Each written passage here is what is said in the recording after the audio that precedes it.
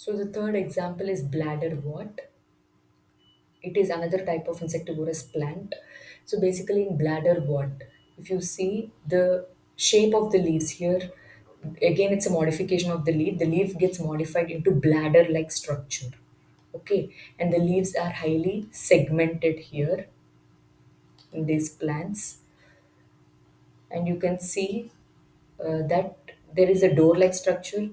You can see it's net completely transparent, and once the insect enters into the bladder, okay, it closes, okay, and traps the insect. Again, what is present inside this bladder? Digestive juices which kill the insect completely and utilize the nitrogen source from the insects.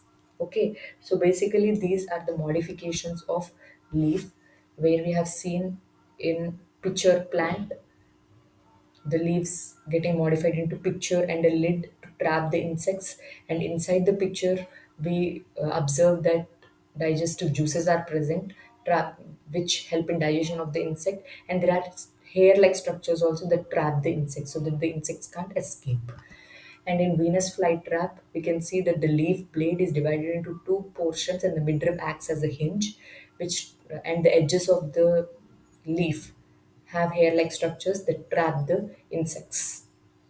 So, what are all these structures that are formed to trap the insects, whether it is in pitcher plant or in Venus flytrap or in bladder wort? All these structures are modifications of the leaves. Leaves get modified into structures that help in trapping insects. Either it can be a pitcher or it can be a book-like structure in Venus flytrap or it can be a bladder in bladder wort.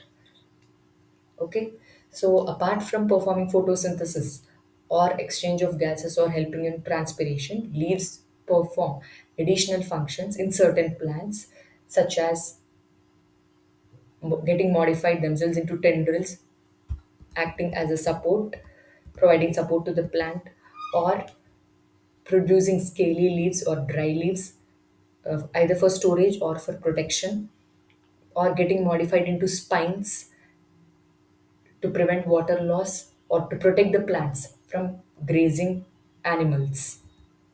And in insectivorous plants, all the structures that develop in insectivorous plants to trap insects are modifications of the leaves. Okay, so in today's video, we discussed in detail about leaves, which is a part of shoot system. What actually is a leaf? What are the various parts in a leaf? Where it comprises of leaf blade or lamina, midrib, leaf apex, petioles, veins, veinlets, right? And some plants, the leaves are directly attached to the stem. They are called as sessile leaves. We talked about types of leaves based on their shape, based on the margins seen, based on whether the margin is complete or if the margin touches the midrib. The leaves get divided into leaflets and give rise to compound leaves. We talked about venation, where we discussed about reticulate as well as parallel venation. Then we discussed about the functions of the leaf and modifications.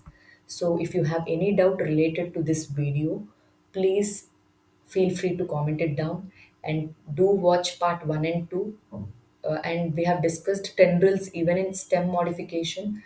So tendrils are modifications of stem or they can be either modifications of the leaf. But the functions of tendril is to provide support to the plant. And even opuntia example we have seen in stem modification as phylloclade or cladode. And here we studied as modifications of leaf into spines. So please watch part 1 and 2 and then watch this video. If you have any doubts, feel free to comment. If you like my content, please do like, share, and subscribe to my channel, Biology Foundation.